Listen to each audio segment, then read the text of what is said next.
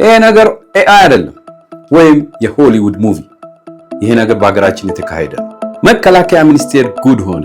በእውነት ሰሞኑን የሚታየው ነገር በጣም የሚገርም ነውና እንግዲህ ትልቅ መነጋገሪያ በመሆኑ ለእናንተ ላቀርብላችሁ ወድጃለሁ ማለት ነው። ሰላም በመላው ዓለም የምትገኙ ውድ የዩቲዩብ ቤተሰቦቼ እንደምናችሁ እንደምንከረማችሁ እያልኩ እንግዲህ ትኩስ የሆኑ ነገሮችን እንግዲህ ይዤላችሁ ለመቅረብ ሞክራለሁ ማለት ነው። በዛሬው ዕለት እንግዲህ በመግቢያው ላይ እንዳልኳችሁ እንግዲህ መከላከያ ጉድ ሆኗል ማለት ነው። የሱን ልብስ የሱን መሰል የሆኑ ዩኒፎርሞች ለብሰው እንግዲህ ፓስተሮች በተለያዩ አካባቢ በደቡብ አካባቢ እንግዲህ የራሳቸውን ፕሮግራም ሲያከናውኑ እንዲሁም ደግሞ ትክክለኛው መከላከያ ከነመሳሪያቸው ታይተው በጣም ብዙ መነጋገሪያ ሆነዋል ማለት ነውና ይህ ነገር በእውነት ለአንድ እንግዲህ አገልጋይ ወይም ፓስተር ወይም ለአንድ ግለሰብ የመከላከያ ሚኒስቴር እንደዚህ አይነት ነገር እውነት እንደ ግዳጅ አድርጎ ያንቀሳቅሳል የራሱን ኃይል የሚለው ነገር የበጣም ብዙ ሰዎች አነጋጋሪ ሆኗል ማለት ነው። እንግዲህ ብዙ ጊዜ መከላከያን የምንፈልገው አገር ለአገር ባሉ ችግሮች እንዲሁም ደግሞ በቦርደር አካባቢ በሚገኙ እንግዲህ ትናንሽ ነገሮች ላይ ጥበቃ ምናምን በሚያስፈልግበት ሰዓት ያንን ነገር ያደርጋል እንጂ ለግለሰብ እውነት ጥበቃ ይፈልጋል ወይ? በከተማስ ላይ ይሄ ነገር ይደረጋል ወይ? ፖሊስ የለም ወይ? ወይም የክልሉ እንግዲህ ልዩ ኃይልም ሆነ ምንም የሚባሉት ነገሮች የሉም ወይ? እንዴት እንደ መከላከያን የሚያክል ትልቅ ነገር በዚህ አይነት ጉዳይ ላይ ታየ የሚለው ጥያቄ የሁሉም ሰው እንግዲህ አነጋጋሪ ሆኗል።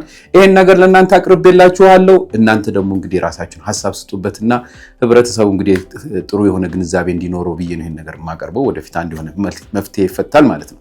ይህ ነገር አዲስ አይደለም። ከዚህ በፊትም ተደርጎ ለተወሰነ ጊዜ የሆኑ ሰዎች በፖሊስ ነው የተደረገው። የፖሊሶች በሐዋሳ በምናምን እንግዲህ ሰምተናል ተይዘው ነበረ። ይሄ ነገር ትክክል አይደለም የሚል ነገር ተፈጥሮ ነበር። ነገር ግን ያው እንግዲህ የኢትዮጵያን ነገር በጣም የሚከብደው እዚህ ላይ ነው። ተረሳ። አሁን ደግሞ እንደገና ደግሞ መጣ። ስለዚህ እንዴት ነው የሚለውንና የእናንተን ሐሳብ ለማየት ፈልጋለሁ ማለት ነው። እስቲ ስሜቱ ምን ይመስላል የሚለውን ትንሽ ጠብል አድርግላችሁ። ፓስተሮቹ ወታደራዊ መለዮ ለብሰው መታየታቸው ብቻ ሳይሆን በታጠቁ የመንግስት የጸጥታ ኃይሎች በከፍተኛ ሁኔታ ታጅበው መንቀሳቀሳቸው ነው። ይህ ድርጊታቸው በታዛቢዎች ዘንድ የመንግስትን የጸጥታ መዋቅርና የህዝብን ሀብት ለግል ዝናና ክብር መጠቀሚያ ሆኗል የሚል ብርቱ ትችትና ተቃውሞን አስከትሎባቸዋል። እናንተስ የሃይማኖት መሪ ነን የሚሉ ግለሰቦች ወታደራዊ መለዮ ለብሰው በታጣቂ መታጀባቸውን እንዴት ታዩታላችሁ? ሐሳባችሁን ኮሜንት ላይ አስቀምጡ። መንግስታዊ ስነ ስርዓቱ ይህ ነገር እንዲደረግ ያዛልን።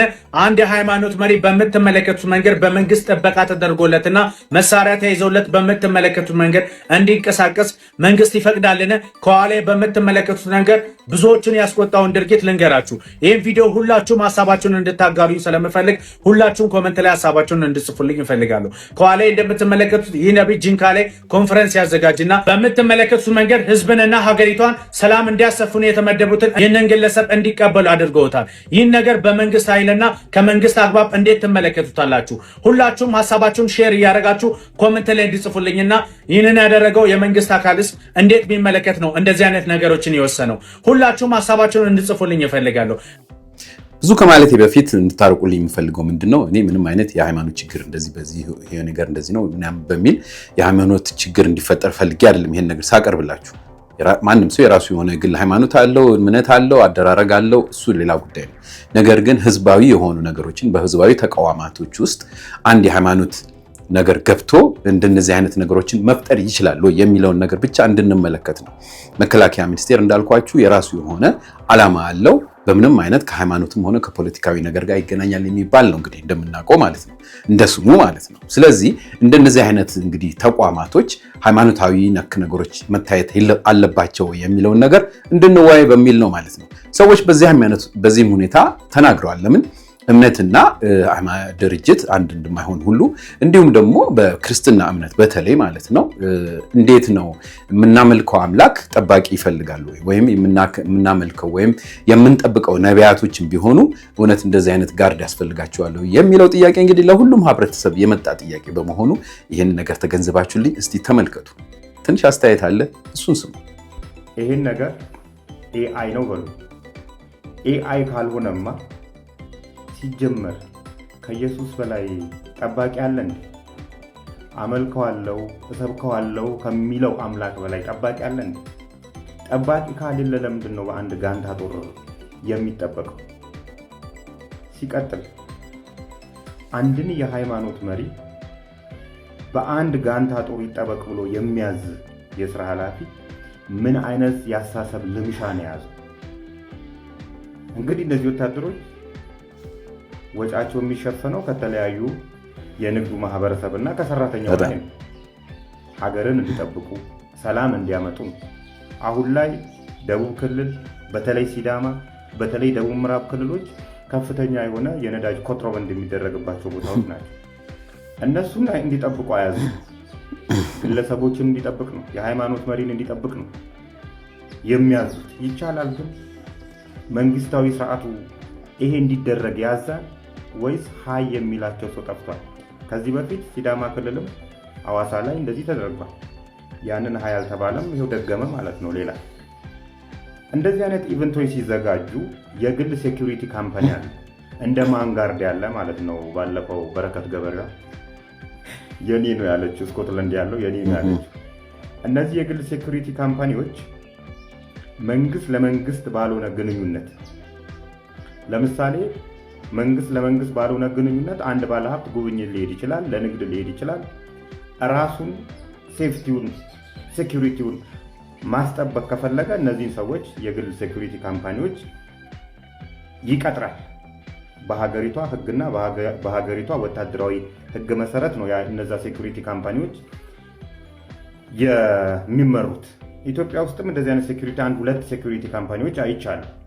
እነዚህ ሴኩሪቲ ካምፓኒዎች ለምሳሌ ኮንሰርት ሲዘጋጅ፣ አንድ ዘፋኝ ኮንሰርት ካዘጋጀ፣ አንድ ፓስተር የሆነ ስብከት ፕሮግራም ካዘጋጀ መንግስት መጠበቅ የለበትም። ለነዚህ ሴኩሪቲ ካምፓኒዎች ከፍሎ እነዚህ ሴኩሪቲ ካምፓኒዎች ማስጠበቅ ይችላል።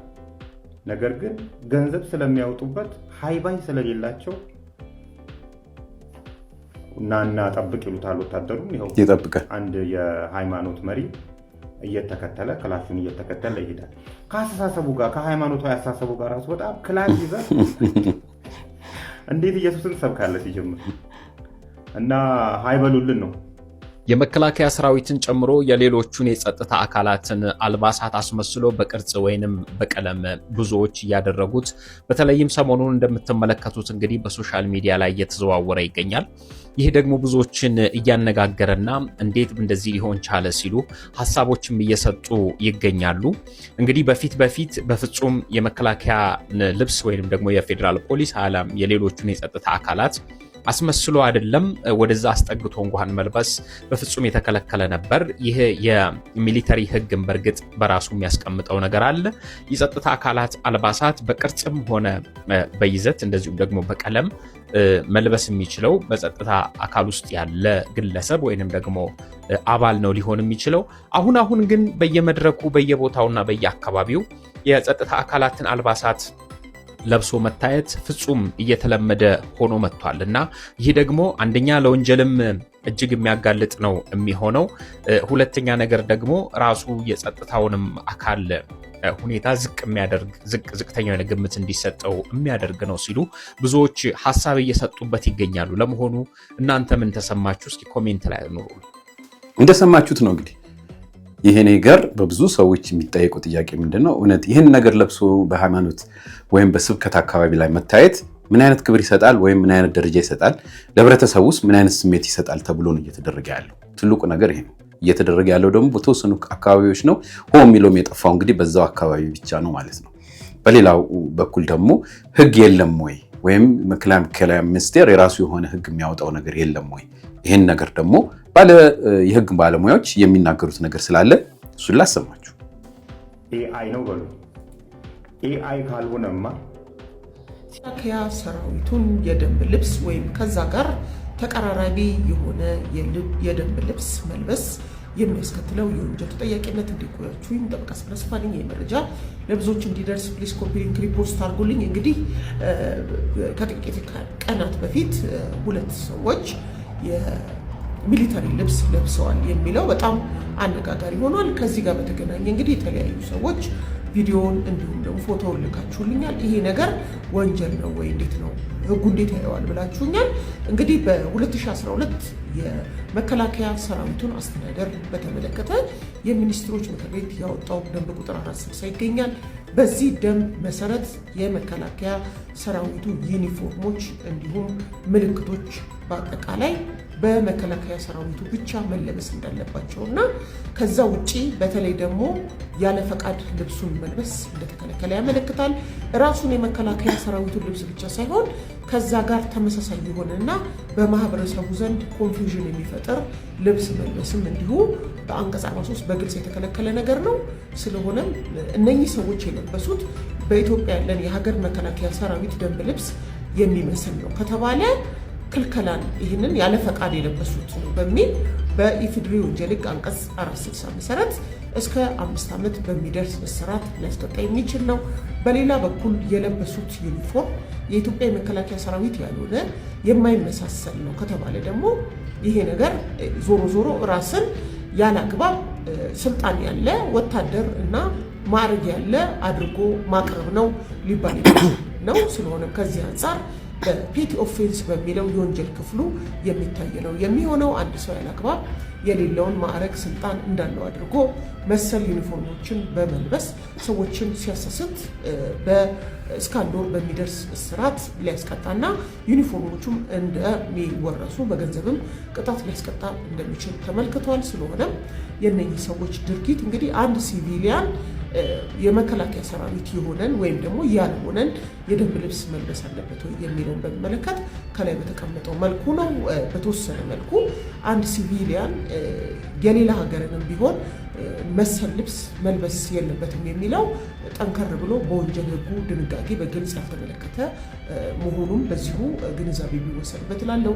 መሰል ጠቃሚ መረጃዎች የምታገኙ አካውንት የሚከታተሉ እንግዲህ በሕጉ መሰረት እንደሰማችሁት እንግዲህ የሚያስጠይቅ ጉዳይ ነው። ይህንን ነገር እንዴት አያውቁ? ትልልቆች ናቸው፣ ባለሀብቶች ናቸው፣ ብዙ ነገር ይንቀሳቀሳሉ፣ ያውቃሉ።